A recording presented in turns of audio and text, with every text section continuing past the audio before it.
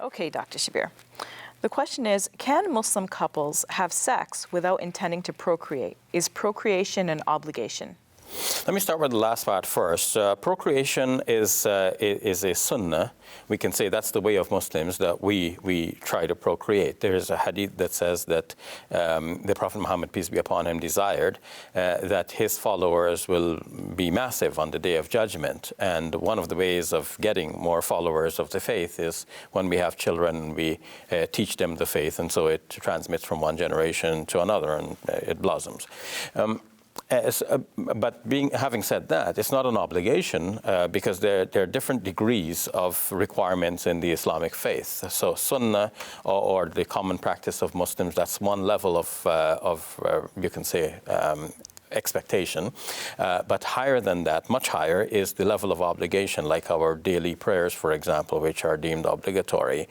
So is procreation of that level? Well, we can say that as as a community, yes, we expect that the community will not end with the present generation. So some things are obligatory on individuals and some things are obligatory on the community as a whole. For example, it is if someone dies in the community, then it is an obligation on the entire community to make sure that this person gets a decent burial. And if nobody does it, then everybody is blameworthy. But it's not an obligation on each and every individual. And so the Muslim scholars differentiate between the individual obligation and the communal obligation. So we can say this. So why do you think it's a communal obligation? Because you're comparing it to attending a funeral service, right? Yeah, so I would say it's a communal obligation because to imagine that the present generation of Muslims will be the last generation, this is too difficult to stomach. Okay. So we can say without doubt that the community, if nobody is procreating from among the Muslim community, then this will be a huge problem. So I would think of that as an obligation. But for each individual to have children, I don't see that as an obligation. And in fact, it was never treated so in Islamic history. We know that there were Muslim scholars who were great scholars, and we still respect them and cite their works and so on, but they were not married. Perhaps that's how they had time to write the many books that they wrote. Because once you get into marital life, there are marital obligations, and you have to spend time with family and so on, so you may not have so much time for scholarly endeavor.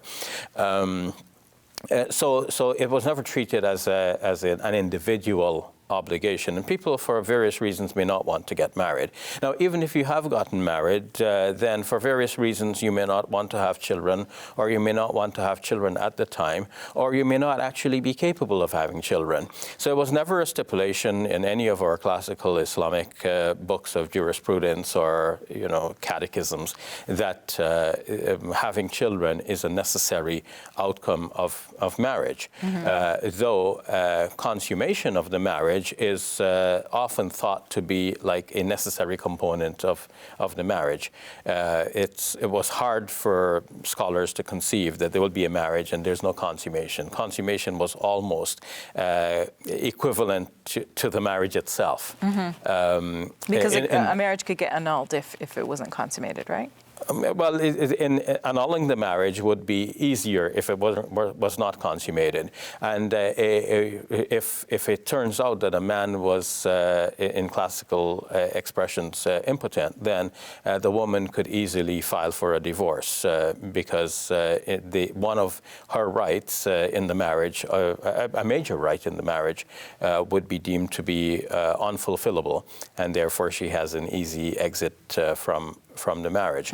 But if a couple got married and for some reason all they wanted is a kind of platonic relationship, that would be a valid marriage in the Islamic law. The fact that they never actually consummated the marriage would be their own private affair, and this would not matter in terms of the Islamic law. Oh, that's interesting. Yes. I never thought about that. The marriage would still be valid. What about does Islam say anything about having sex just as a pleasure, a form of pleasure, rather than intending to have a child? Well, in general, the Quran shows that there are certain things things which God has made pleasurable for us, and these are not to be denied by anyone unless there is a clear declaration from God himself or through some authentic narrative attributed to God's prophet, because he, as a teacher from God, would have the authority to tell us about God's legislation. So what is there in the Quran? God says, قُلْ مَنْ حَرَّمَ زِينَةَ اللَّهِ الَّتِي أَخْرَجَ لِعِبَادِهِ وَطَيِّبَاتٍ مِنَ الرِّزْقِ. Who is there to declare forbidden the beauty that God has brought forth for his servants and the good things that he has provided? So whether it be food or whether it be the appreciation of beautiful things around us, unless there is something that shows that this is forbidden, then we are free to enjoy those things. Sexual intimacy is one of those things that we do enjoy, and God has granted that as a favor to human beings. So nobody can declare that to be forbidden in and of itself. So is it only for the purpose of procreation? No, it's to be enjoyed for its own sake. But normally it would lead to the procreation of one generation to another, though not in every specific instance. And so we can take advantage of that and enjoy it with good pleasure, even without the intention that this will lead to procreation. More can be said about this, but it depends on how much time you have. Well, we're running out of time, actually, so thank you for your thoughts, Dr. Shabir. You're quite welcome.